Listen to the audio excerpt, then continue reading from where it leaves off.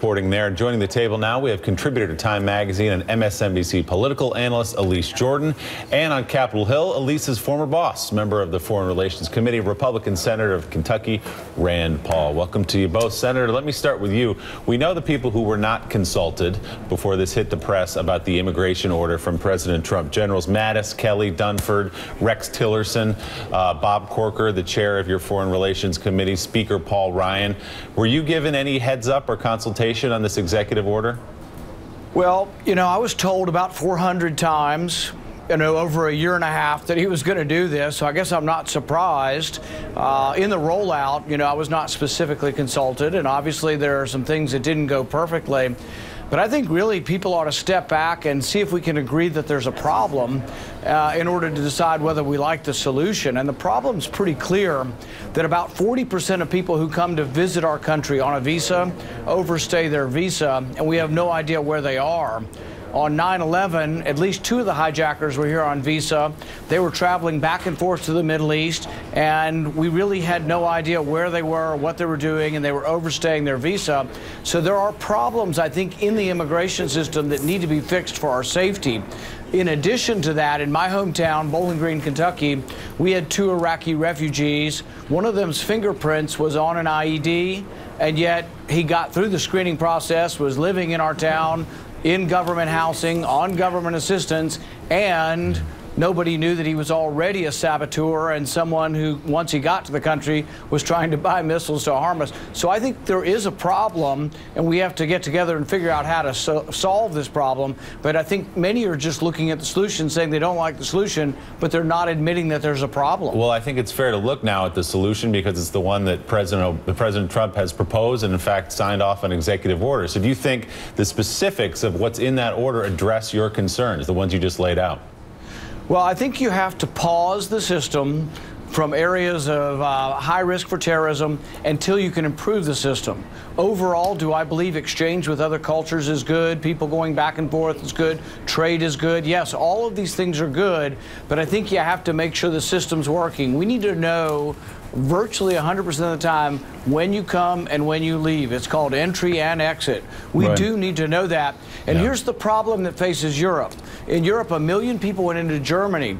Some of them presented with one name and no papers. So if you call back to Syria and say, my name is so-and-so, and you ask for the agency to check this person with one name, there is no agency. It's chaos over there. So vetting these people is very, very difficult, and I think we need to do more vetting of people coming with one name from various countries in the Middle East.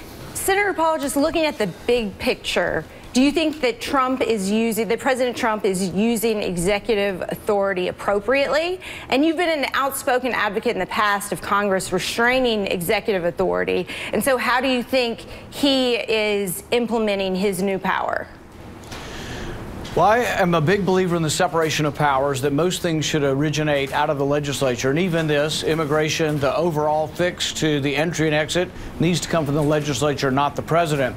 I do think, though, that in President Obama's overreach by creating executive orders, he created things that are temporary and can be undone by executive orders. So undoing previous executive orders, I'm kind of fine with. Creating whole immigration law, no, that needs to be done by Congress.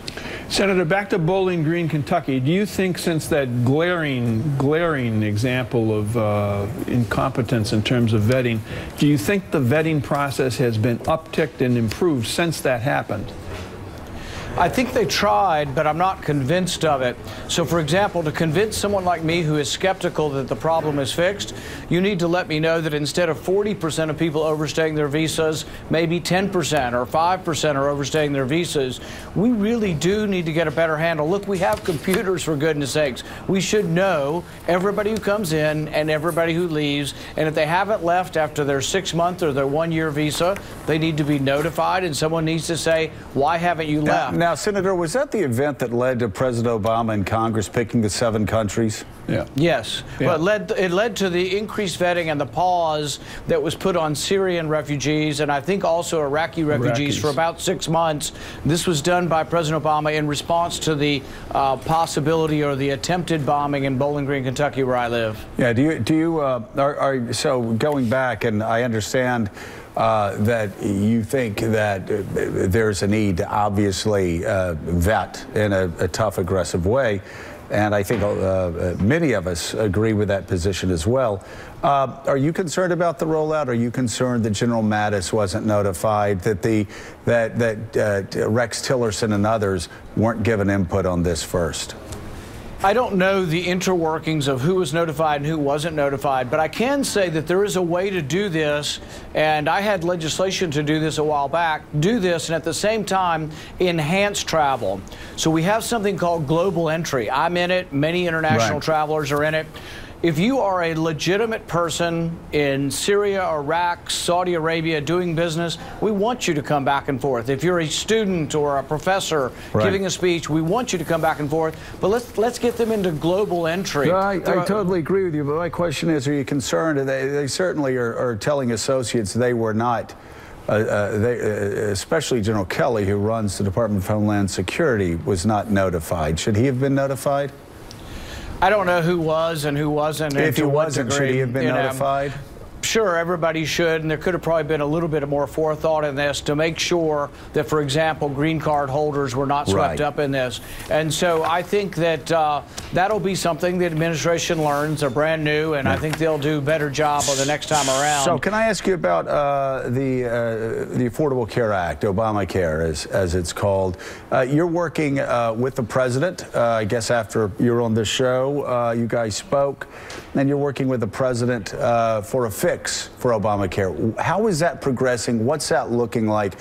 And for Republicans in Kentucky and Republicans in Connecticut who voted for Donald Trump and who are on Obamacare, can you assure them that they will still be covered? Yeah, our goal is to ensure the most amount of people at the least amount of cost. Our goal is also to put forward a replacement bill. There's going to be two bills.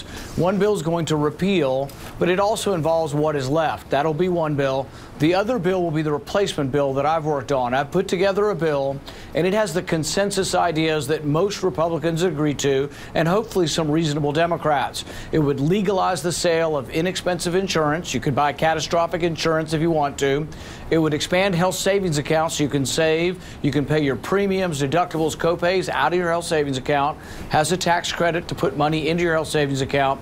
And then the third thing it does, which is very important, is it lets individuals join together and buy insurance as a large group so they can have leverage to have lower price, and also so they can be protected against things like pre-existing conditions or if someone in your family gets ill. All right. Thank you so much, Senator Rand Paul. Greatly appreciate you being here, as always. So the travel ban is also taking a toll on the markets. That's